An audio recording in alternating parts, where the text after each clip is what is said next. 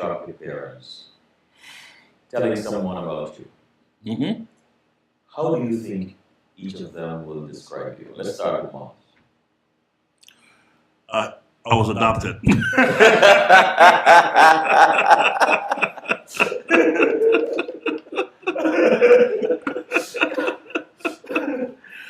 She always told me that whenever I was being a bad boy. She said, "Oh no, he's adopted."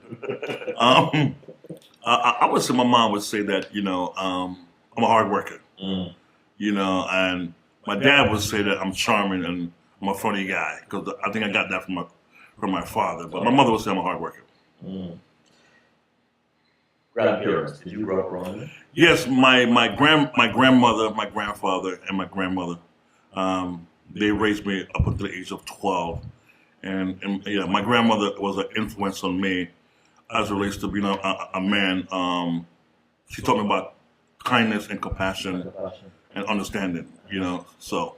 For the younger generation, right? Those of us who grew up at a particular time and had the benefits of the matriarchs and patriarchs of the family, matriarchs especially of the family, and we were exposed to some of these words of wisdom that they would give us and so on. And how valuable is it for a young person to have that influence? It's very valuable. Family is important. Family is important because those are your mentors. Those are your role models. Those are your heroes. Yeah. Because that's like a tree. It branches off into you for better or for worse. But it's very important at a young age that young people. I don't mean when they're 18 and getting ready to go to college. I'm talking about in the 4, 5, 6, 7 age range to begin to have positive influence in their life, whether it's from the immediate family or their extended family. It's very important to begin that process as early as possible. When you think of marketing, what comes to mind immediately? When I think of marketing, I'm just thinking of awareness. Awareness. What is one thing about you, Maximillian, that people are surprised to learn when they get to know you? That I'm loyal. Loyal? Yeah. How important is that? Very important. Very important, both in business and personal relationship. It's very important to be loyal to your clients. Very important to be loyal to your business partners, and it's also very important to be loyal to your husband and wife and significant other. Loyalty is number one in my book. Let's take a break. Got it.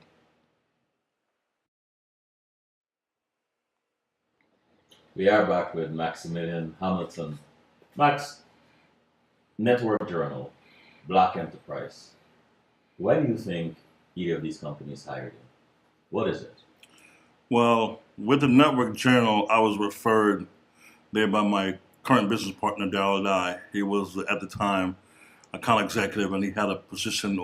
He was moving on to Ebony Magazine, and he recommended me for the job. The publisher wouldn't hire me, so I actually pursued that opportunity for 12 months. And I was about to go on a military tour of duty in the reserve. And I tried one more time, and he said, "You know what, Doug? You were very persistent, and that's what it takes to be a salesperson." He hired me on the spot. Yeah. But fast forward, he and I had a few things in common. We were both Air Force men, and we were both aviators. We both worked on airplanes in the Air Force. So we had some things in common, which kind of helped seal the deal. With Black Enterprise, I was fortunate to already have a relationship with key executives at BE. 85% of my customers I got from attending Black Enterprise conferences, so I met Mr. Graves. I met his son, Michael Graves. I met the Senior Vice President of Sales, Dirk Caldwell, Director of Sales, Gerard Simmons, and many other BE employees. So I had a relationship with numerous of them. So the transition was easy. Of course, it wasn't a given. I had to interview like anyone else with 5 people at the company, from the VP, chief financial officers, heads of sales, and so a couple of weeks they made me an offer, and I gladly accept. So, you know, again, going back to a relationship, it all had to do with relationship. And ever since then, I would say 85% to 90% of opportunities that I've had was because of relationship I've had with people, and I've done right by them ever since. Both arenas, sales were like a big thing. What is this intimacy you have with sales? When did this develop? Well, the person who was responsible for launching my sales career was a gentleman by the name of Ed Frey. I was the clinical director for a fertility laboratory in New York City, and I was responsible for doing all the laboratory work and purchasing medical supplies, approximately $1.5 million worth of supplies each year. Ed was our salesperson, and I would watch how he would take care of our stuff whenever we had problems. He would like make it happen. He will solve it like within a day or so. Very attentive, always whining and dining us, both the doctor and myself. And then one day at a luncheon, he asked me a crazy question. He's like, "Have you ever thought about going to sales?" So I always thought sales was convincing people to buy things they really don't want. He said, "That's not sales. That's harassment." So, you know, I'm like, okay. So I was skeptical. So the next day he came back, and not that he was bragging, but he showed me his commission check. And that was what launched me into sales. He says with sales, you control your income, and you can make as much money as you want. And I was like, at the time, no matter how hard I work, I get the same check every 2 weeks, and that wasn't good enough for me. Yeah. How did these two experiences, Black Enterprise and Network Journal, actually prepared you for doing what you're doing today? Very simple. The people that I had a chance to work for, both Aziz Adetamiran and Earl Bush Graves Jr., being in that environment, watching these men running their companies, having an opportunity to meet other senior executives, meet other business owners, I was both inspired and empowered and learned from them, good, bad, or ugly. So basically, watching people,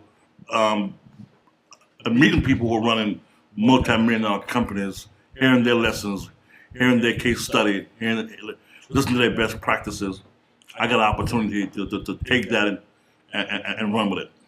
Most memorable experience at Network Journal? I would say, the most memorable experience is it came from what Mrs. McClarman once told me when I was voicing my opinion, and she said to me, I'll never forget what she said.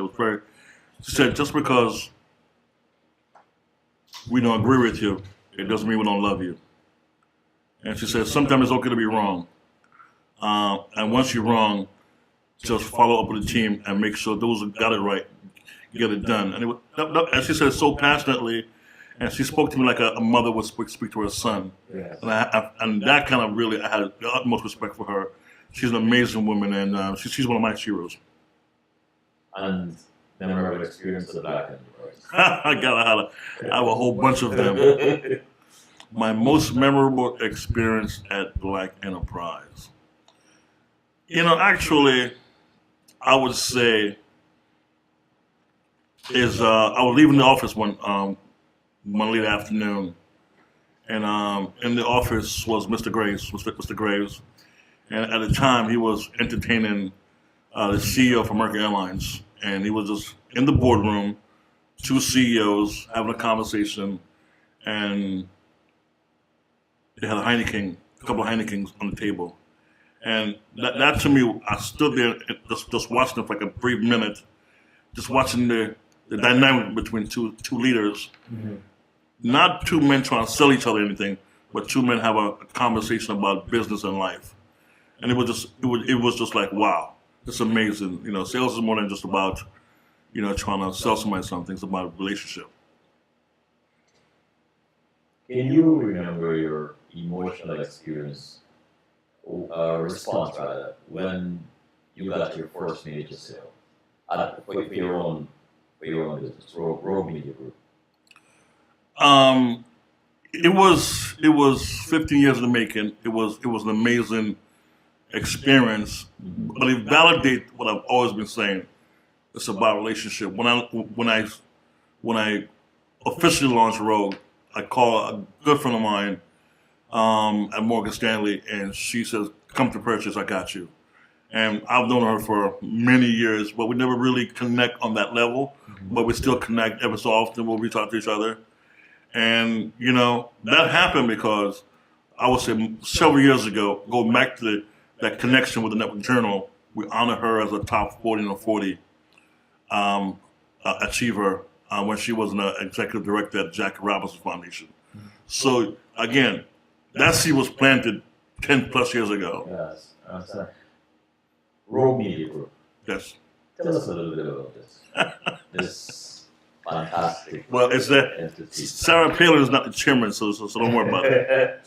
But that company was born, I would say, and I thank my CEO, Black Price, for helping me name the company, because at BE, I was that executive who went rogue, who did things that other executives wouldn't do at the risk of being fired. But, when you make the company money, yes. Without breaking the law or ethics, then, my CFO always told me, he says, as long as you make us money, we'll never fire you. So you rode the box. Yes. At the end of the day, I had two bosses. I had internal and external bosses. And at the end of the day, it's about the bottom line. We don't make any money, employees don't get paid. Yes. So that's why I always champion that salespeople are, if not one of the most important people at any company. If they don't sell anything, no one gets paid. So those folks who are listening, when you go to work tomorrow morning, say thank you to your salespeople, because they actually are responsible for your check, as well as the whole company. But at the end of the day, they're the ones on the front line. But Rogue Media Group is a veteran-owned company. I'm a U.S. veteran. Multimedia, print, digital, social media, television, experiential. And what we do is we work with Fortune 500 companies. We help them with their brand.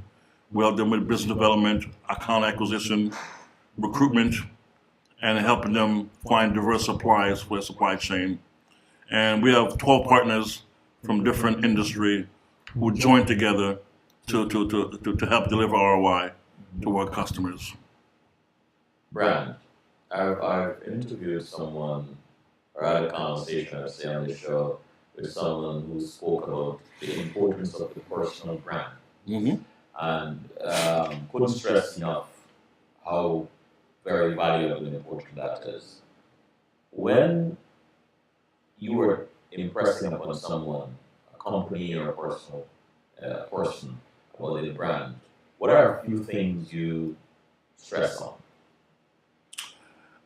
I would say, especially the up-and-coming companies, like large companies, they already got the brand thing figured out. Uh-huh. So I always tell small companies or not-for-profit, look at what your competitors are doing and basically duplicate it. So these people spend millions and millions of dollars in building their brand. So the one thing I say about brand is integrity. Your brand must have integrity. Mm-hmm. That should not be wavered or compromised. Integrity. Because at the end of the day, it all falls back to that one word, integrity. Do what you say you're going to do. And even if there's a problem, it's not a problem, it's how you solve it. Because every company has a problem. Many years ago, I think it was aspirin, the entire, but the 2 or 3 bars was contaminated. This happened like many years ago. And what they did was pull the entire aspirin that was delivered in that year off the shelves. It cost the company $10 million. But at the end of the day, they maintain brand reputation because now their customer have confidence in them that their company did the right thing by not putting the consumer in harm's way. They lost money, but they actually gained more brand integrity from their customer because they did the right thing. The benefits of sacrifice. The benefits. So branding is very important, but brand integrity is more important. Maximillian, National Association of African American Human Resources, the New York Urban League, Scott Cares Foundation, and American Cancer Society. What do these organizations mean to you? Well, because I was one of the biggest violators of HR policy, Is that so? Oh yeah, oh yeah. There's an old saying go in Congress. He who writes the law knows how to break him. Yeah. I think every employee must know about their rights as an employee, and it's very that employee handbook that HR gives you is very important that you actually read it. So when companies are taking advantage of you, you know your rights and the do's and don'ts of what they can and what they cannot do. Most employees don't know. They get a handbook and just they put it down. But NAR is an organization that I was a board member, and my good friend William Rolek, he's the president and CEO. He's at Major League Baseball. So I joined the board to help them with their business development, branding, and marketing. I'm no longer on the board. The New York Urban League is a great organization. As a matter of fact, both you and I are attending a breakfast tomorrow morning as they honor champions of diversity. My client is being honored, Jackie Glenn, Vice President and Chief Diversity Officer at EMC Corporation, who was just recently purchased by Dell. American Cancer Society, that's personal because my dad recently passed 3 years ago from cancer. So I tried my best to support that organization and hopefully, make a difference in the future. And there's another organization that I support, Wounded Warriors. Again, I'm a veteran, and those men and women of foreign wars who come back home mentally and physically wounded. I think we should do our best to support them through multiple organizations. And of course, Scott Cares Foundation was funded by Scott Abdul Salam, another Network Journal 40 and 40 alum. Scott and I developed a great relationship, and he asked me to join the board and help him with business development, marketing, and branding. And December 3rd, I'm co-chairing his 10th annual Scott Care Foundation Award Scholarship Dinner in Atlanta, Georgia. So we're excited about that, and we're looking forward to giving out multiple scholarships to students throughout the Atlanta, Georgia area. Why would any company hire Rogue Media Group? Why would any company? Why wouldn't they?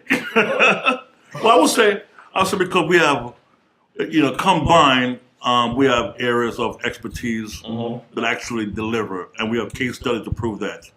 And the companies that we work with, these are the companies that kind of carried over from my days at Black Enterprise.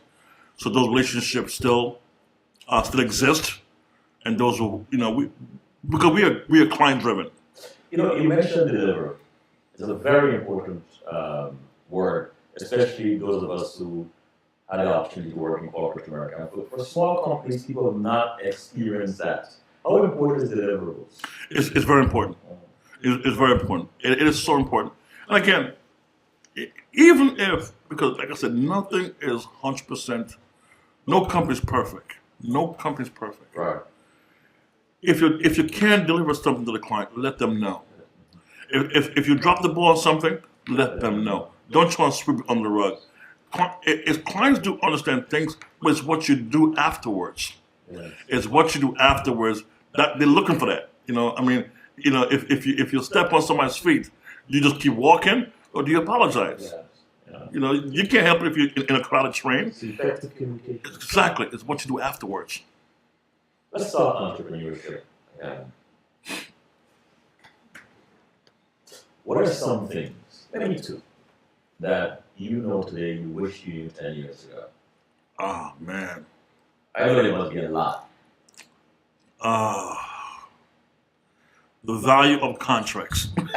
Oh, yes. Contracts. Contracts. Yeah. When you're doing business with people, and let me say something.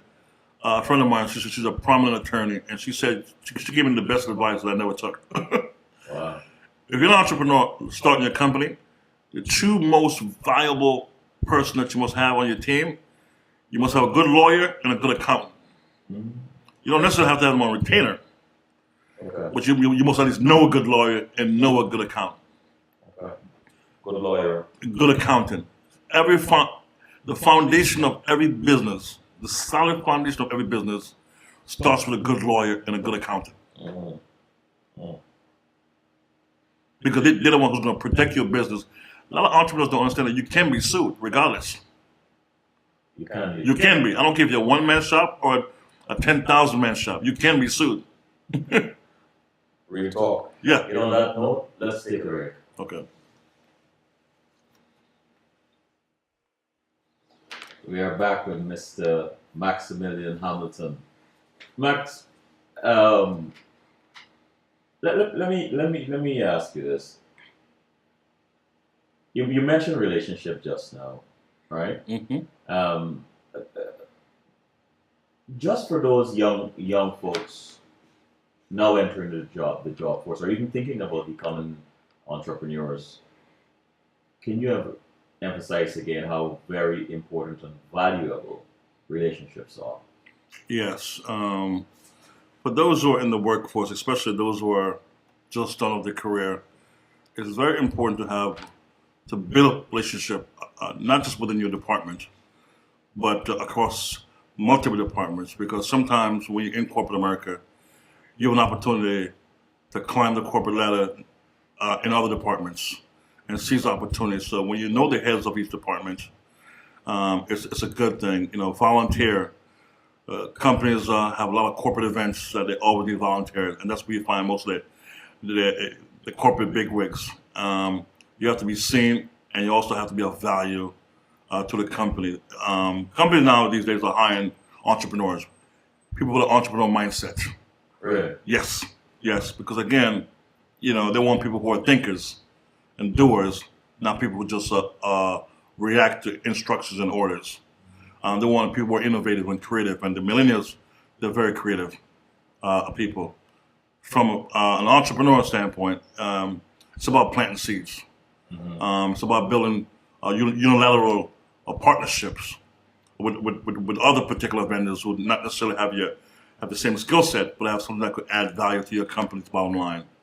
And again, when you meet these people at corporate events, trade shows, you don't have to meet 100 people. You meet 5 good people and continue the conversation, follow up. That's also a big thing, follow up. When you meet people, you gotta follow up with them. And I don't mean follow up with a proposal, follow up with knowledge and resources that's gonna help them begin to trust you and begin to build that relationship with them. It's very important to follow up. So I can't stress that. So it's about building that level of trust. Yep. I can't begin to tell you, follow up. If I introduce you to someone, don't wait a month to follow up with that person. Yeah. Follow up with that person the next day, because that person is not sitting around waiting for you to call them. And people forget easily. Yes. In this business. If for you there's a connection between entrepreneurship and freedom, how would you describe it for you? Man, that is liberating. It is. When I left my company, when I left Black Enterprise, it was one of the most liberating experience. When I left the U.S. Air Force, yes, I was sad, but I knew I had to move on. Yeah. I didn't jump for joy because I love what I did. When I left one job from another, it wasn't as liberating. It was like, okay, I'm moving from one job to another. Mm-hmm. I'm gonna make more money. But when I left my last job and I became my own boss, it was the most liberating experience. If I choose to get up at 6 o'clock in the morning and start working, I could do that.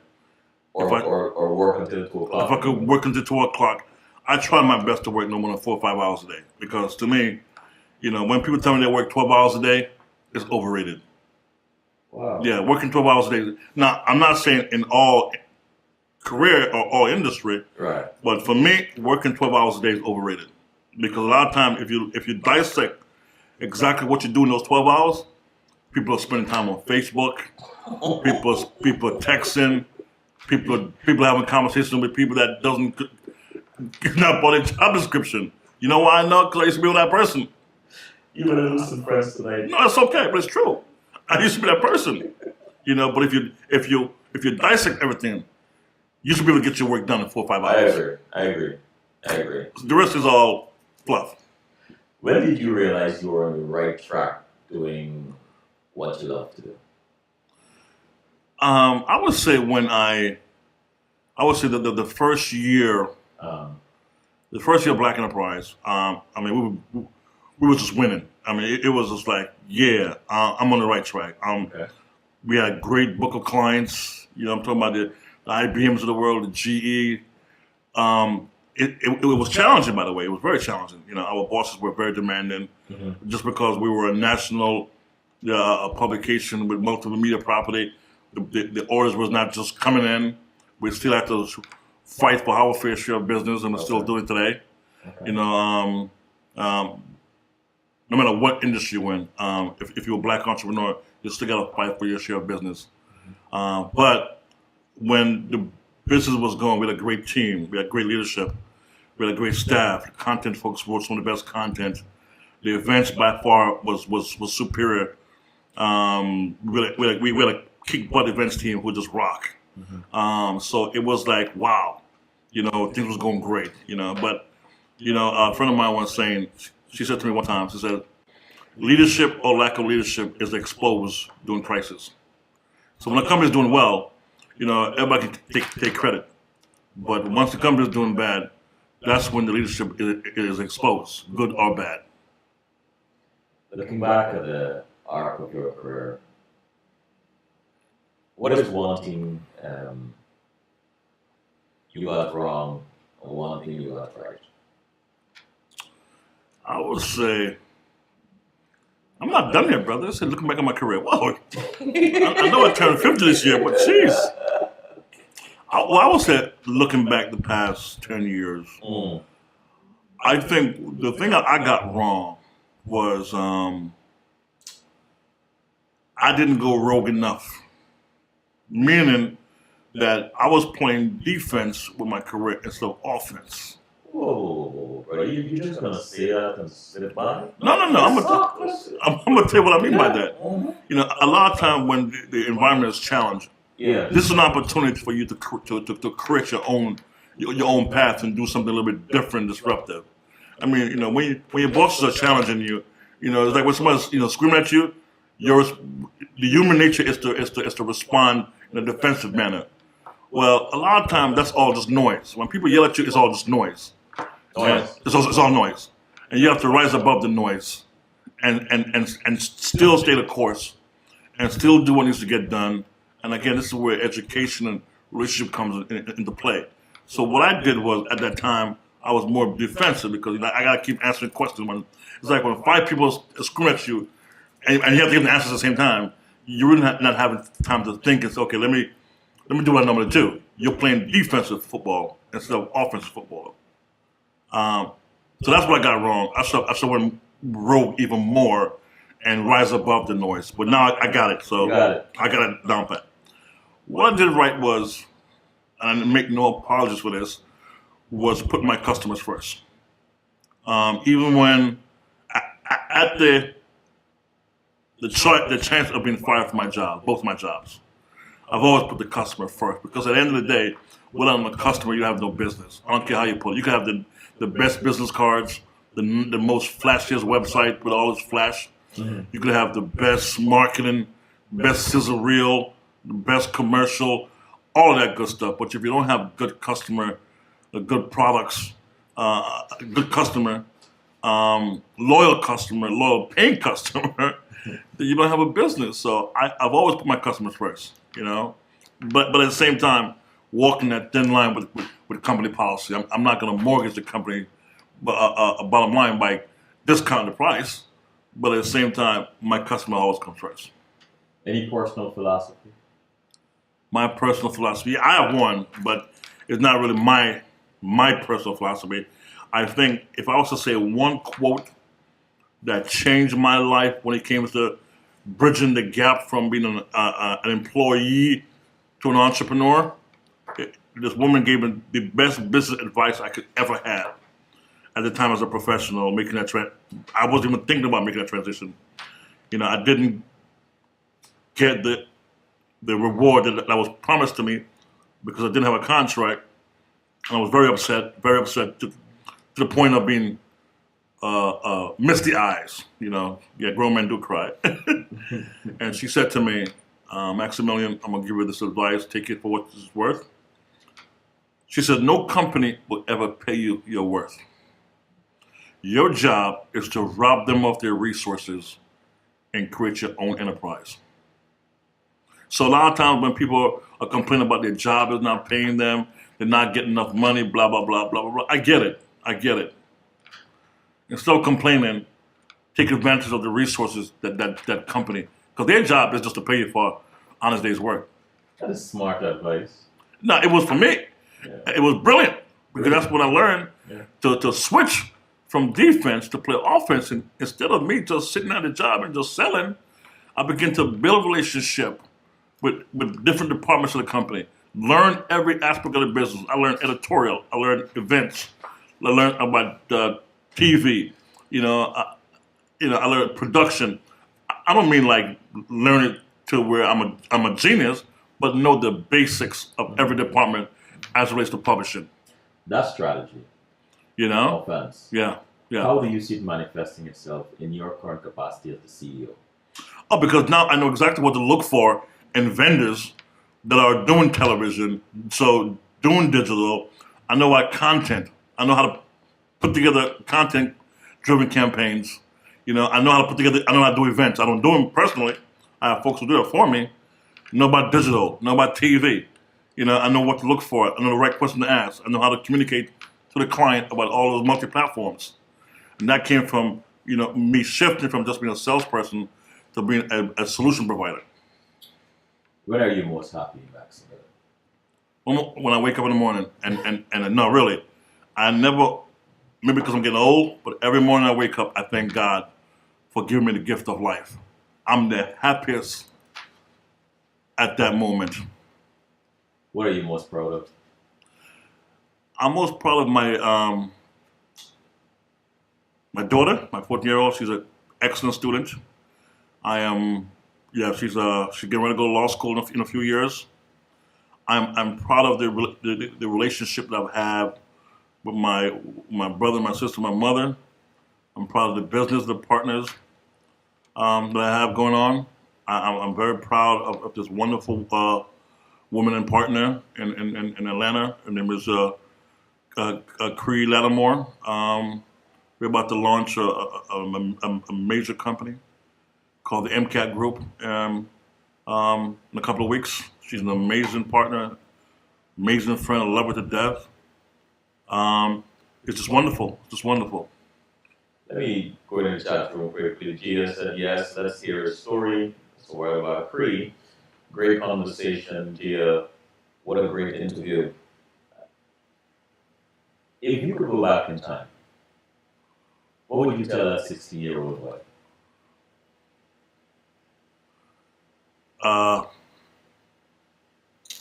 If I could go back in time, what would I tell a 16-year-old? I would tell him to don't be such a rush to leave high school. It's a tough road out there. What are you most thankful for? Oh my goodness, my health. Yeah. Finish the sentence. I look forward to Sunday evenings still. Well, well, the old Max would say, I look forward to Sunday evening watching the football game, but that's not going to happen. I just look forward to Sunday evenings, spending time with family and friends. That's very important to me. As I became an entrepreneur, that's one of the many reasons why I became an entrepreneur, to spend more time with family and friends. Last question. What makes you laugh out loud? Oh, man. What makes me laugh out? Just when I listen to kids do the funniest things. I love children. And, that's children make me smile. Children makes me laugh. Or when they make fun of my snoring.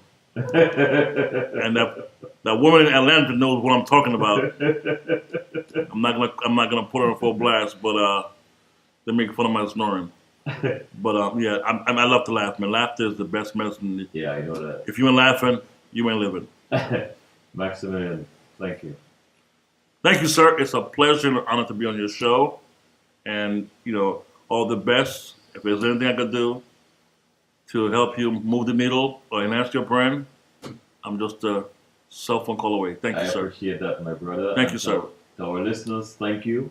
Thank you, Gia. And fear not what fear whispers to you, fear your obedience to it. Good night.